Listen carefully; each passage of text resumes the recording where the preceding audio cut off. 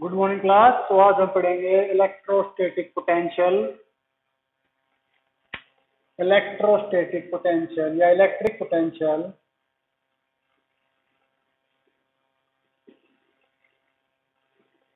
Due to a electric dipole at any point.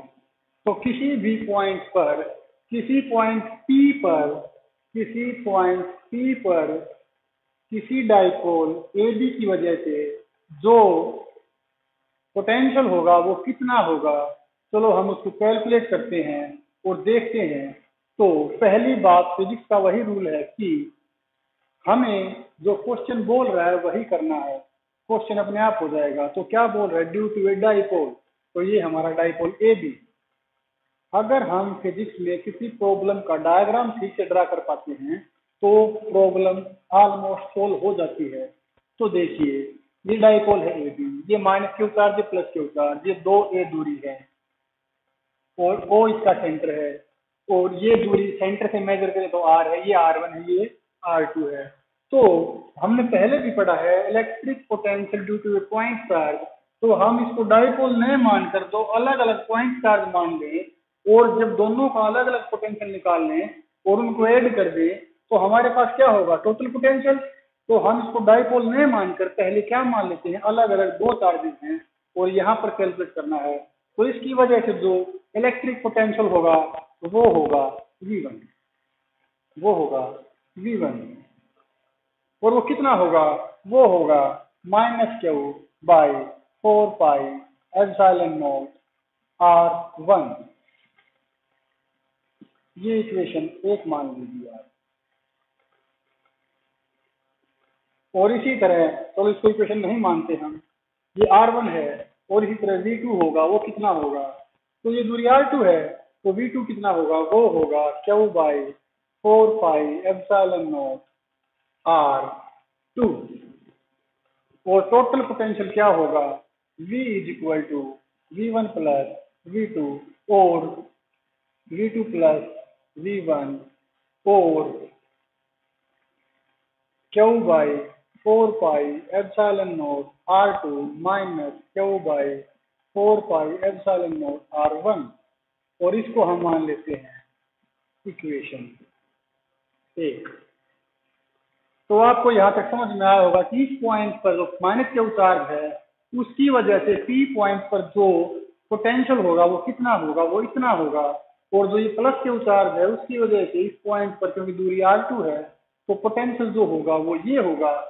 और total potential V1 plus V2 है, तो V1 plus V2 या V2 plus V1, क्योंकि negative हम पीछे लिखते हैं कन्वेंशन, जस्ट अपनी सुविधा के लिए, जस्ट बाई कन्वेंशन। तो अपनी कन्वीनियंस के लिए, just for our convenience, we write positive term first and after that we write negative term. तो v कितना होगा? v होगा Q by 4 pi epsilon naught 1 by R2 minus 1 by 1। तो ये इक्वेशन 2 है।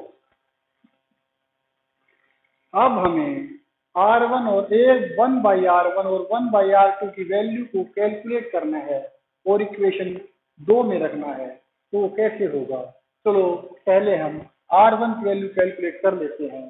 सिमिलरली अगर हम R1 की वैल्यू कैलकुलेट कर लेंगे तो उसी तरह हम R2 की भी कर लेंगे। तो इन ट्रायंगल POA ट्रायंगल POA में आप देखिए, ये हाइपोटेन्यूज है, ये बेस है, तो ये हाइट है, परपेंडिकुलर नहीं है। लेकिन अगर इसका यहाँ पर बेस होता तो हम क्या लिखेंगे इसको? हमने देखा है अब in triangle POA applying triangle law of vector addition.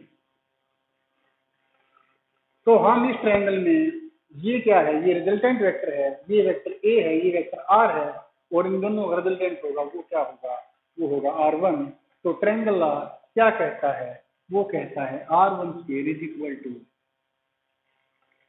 Are square plus A square plus 2 AR cos theta और R1 square is equal to R square को कॉमन निकाल लें तो 1/1 plus A square by R square plus 2 AR cos theta by R square, एक R से एक R cancel out. तो अब क्योंकि नाउ इफ अगर आर ए से काफी बड़ा हो then we can neglect A square by R square, क्योंकि ए आर बहुत ज्यादा है, ए बहुत छोटा है, तो ए का स्क्वायर भी छोटा होगा और आर स्क्वायर, आर का स्क्वायर हो काफी बड़ा होगा। तो जो छोटी सी क्वांटिटी हो काफी बड़ी क्वांटिटी भाग देगी, तो जो आंसर आएगा वो ऑलमोस्ट जीरो ही आएगा। तो हम इसको नेगलेक्ट कर सकते हैं और इसको कैसे लिख सकते हैं, R1 square plus R2 square, नहीं R1 square is equal to R square 1 plus 2A cos theta by R. तो अब हम क्या करेंगे, taking square root both side, दोनों तरफ स्क्वायर रूट लेते हैं, तो ये आएगा R1 is equal to R, इसका स्क्वायर से रूट खत्म हो जाएगा, इसका भी रूट करेंगे और इसका भी रूट करेंगे तो इससे खत्म हो जाएगा और इसका भी खत्म हो जाएगा, लेकिन इसका रूट बचा रहेगा 1 plus 2A cos theta by R. तो ये हमारी वैल्यू है R1 की। और सिमिलरली अब हम देखेंगे R2, क्योंकि R1 अगर ये है तो R2 कितना होगा, तो R2 होगा R2 स्क्वायर होगा A square R square plus A square plus 2AR cos 180 minus theta. और ये हमने 180 माइनस थीटा क्यों लिखा है, 180 माइनस थीटा हमने इसलिए लिखा है क्योंकि जो ये ट्रायंगल है PDO, इसका एंगल इससे बाहर बनेगा, तो हम इसको बोलते हैं 90 माइनस थीटा, 90 माइनस थीटा। तो सिमिलरली अगर हम इसको भी इसी तरह प्रोसीड करेंगे तो ये बनेगा R2 square is equal to R square plus A square minus 2AR cos theta. अब यहाँ इसमें और इसमें एक ही अंतर है, यहाँ माइनस है यहाँ प्लस है, तो R1 इतना आया है तो R2 कितना आएगा। सिमिलरली मैं ऊपर ले वो रन कर देता हूँ ऊपर वाले को और उसके बाद हम देखते हैं।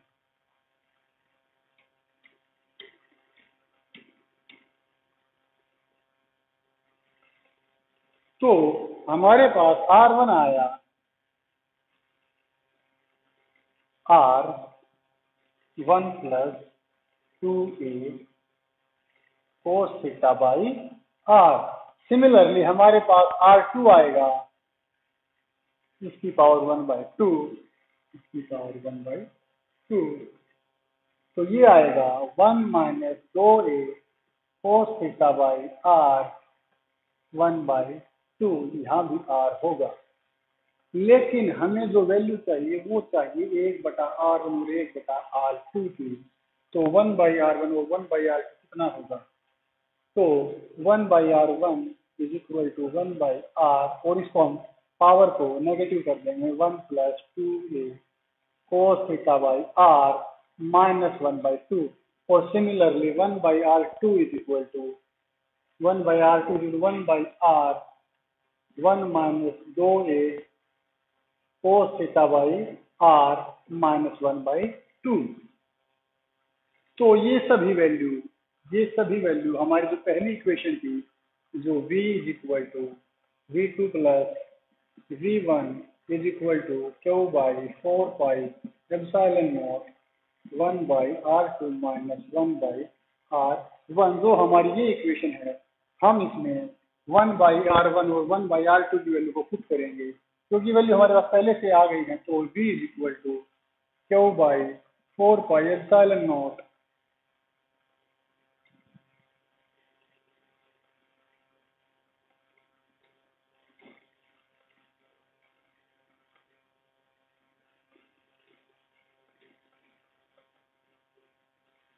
तो वैल्यू रखेंगे 1/R और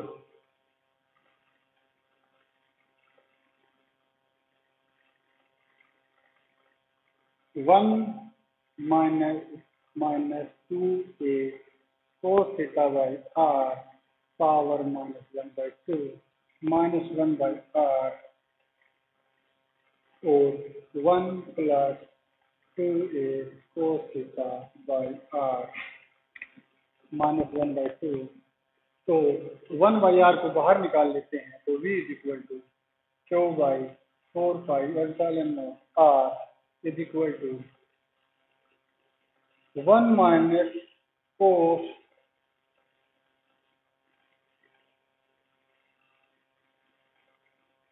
1 माइनस cos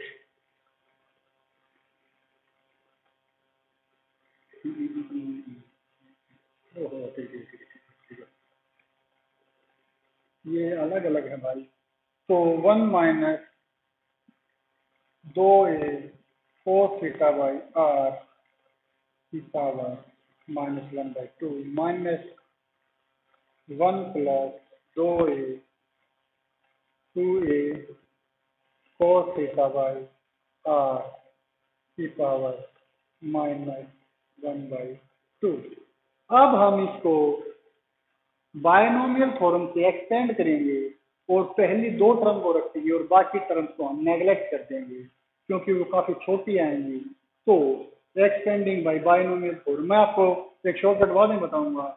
तो पहले हम इसको बायनोमियल से एक्सटेंड करते हैं तो Q by 4 pi epsilon naught r।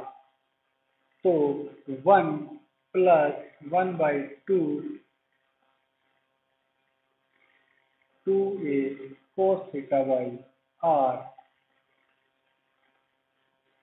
minus 1 minus 1/2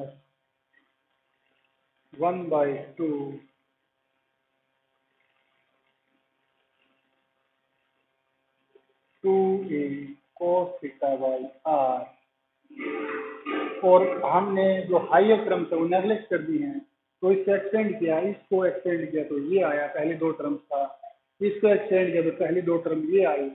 तो ये कितनी हुई देखिए ये हुई। और क्योंकि Q by 4 pi epsilon naught r 1 minus a cos theta 1 plus a cos theta by r minus 1 plus a cos theta by r। तो अब आप देखिए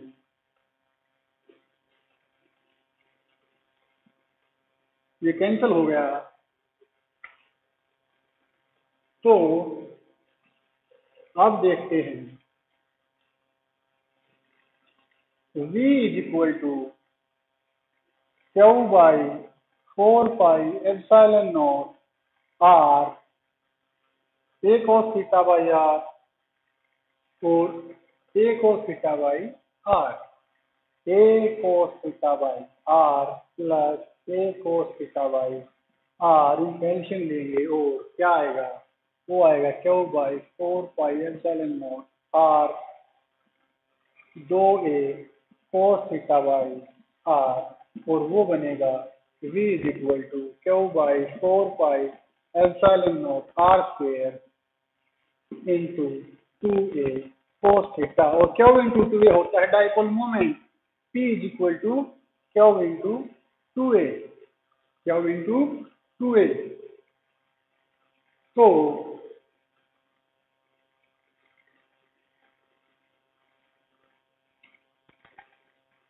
v is equal to p cos theta by 4 pi epsilon naught r square. तो किसी point p पर किसी electric dipole की वजह से जो पोटेंशियल होगा वो इतना होगा। अब मैं आपको बताता हूँ कि बायनोमियल थ्योरम क्या होती है, मोटा मोटा आइडिया देता हूँ। वो होती है a प्लस बी की पावर n। तो n की 0 a की n b की 0 प्लस n की 1। चलो मैं आपको थोड़ा हिंट दे, आपको ये समझ में आ गया होगा तो मैं आपको थोड़ा बायनोमियल के बारे में बता देता हूँ। तो बायनोमियल थ्योरम क्या कहती है।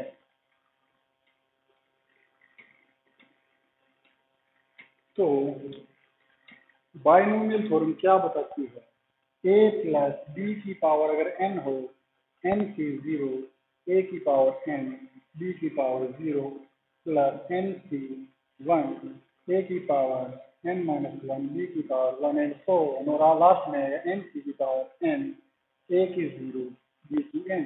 तो ये तो है जो जिन बच्चों के पास नॉन मेडिकल स्ट्रीम है उनको पता है कि ये कैसे आ रहा है, लेकिन मैं जो बच्चे मेडिकल से हैं उनको ज्यादा बायनोमियल न ले जाकर मैं उनको एक शॉर्टकट बता देता हूँ कि हम इनको बायनोमियल से कैसे एक्सटेंड करेंगे और कैसे छोड़ देंगे। तो हमारे पास क्या आया था, हमारे पास ब्रैकेट में था 1 plus 2a cos theta by r और इसकी पावर -1/2 और हमारे पास था -1 minus 2a cos theta by r और इसकी पावर -1/2।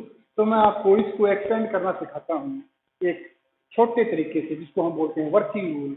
और वर्किंग रूल क्या है आप इसको देखिए, a प्लस बी की पावर 2, तो ध्यान दीजिए ये a है ये b है, तो a की 2 प्लस 2ab प्लस b की 2, और अगर a माइनस b को आप ऑब्जर्व करें तो a की 2 माइनस 2ab प्लस b की 2। तो जैसे जैसे a की पावर घटती जाएंगी b की पावर बढ़ती जाएंगी, तो b को पहले भी डिवाइड कर रहा है कोई और स्क्वायर रूट पावर है, तो जितने हायर पावर जाएंगे उतनी छोटी जाएंगी, उतनी ही छोटी होती जाएंगी। तो हम क्या करेंगे, हम सिर्फ और सिर्फ इनिशियल 2 टर्म को रखेंगे, बाकी को हम नेग्लेक्ट कर देंगे। तो इस फॉर्मूला के अकॉर्डिंग इसको एक्सटेंड करके देखते हैं। तो पहले a की ये पावर 2 है तो a की पावर 2, तो एक ये है तो a की पावर -1/2 प्लस 2, देखिए पावर आगे आती है, निशान जो साइन हो गई है। ये वर्किंग रूल है, आप ध्यान रखें ये वर्किंग रूल है न कि फॉर्मूला, ये सिर्फ वर्किंग रूल है। नॉन ये उनके लिए है जो मेडिकल स्टूडेंट हैं उनके लिए। तो अब देखिए प्लस, क्योंकि इसकी पावर -1/2 है तो -1/2 को आगे लेकर आइए, और अब ए है 1 और बी कितना है, बी है 2a cos theta by r। तो ये कितना आया, क्योंकि a की पावर चाहे कितनी हो वो होगी 1, और ये है -a cos theta by r। और सिमिलरली इसको एक्सपेंड करेंगे, आएगा 1 plus a cos theta by r।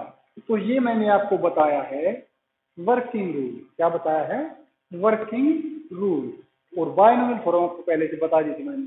तो ये आज के लिए काफी है, बाकी हम कल देखेंगे। Thank you.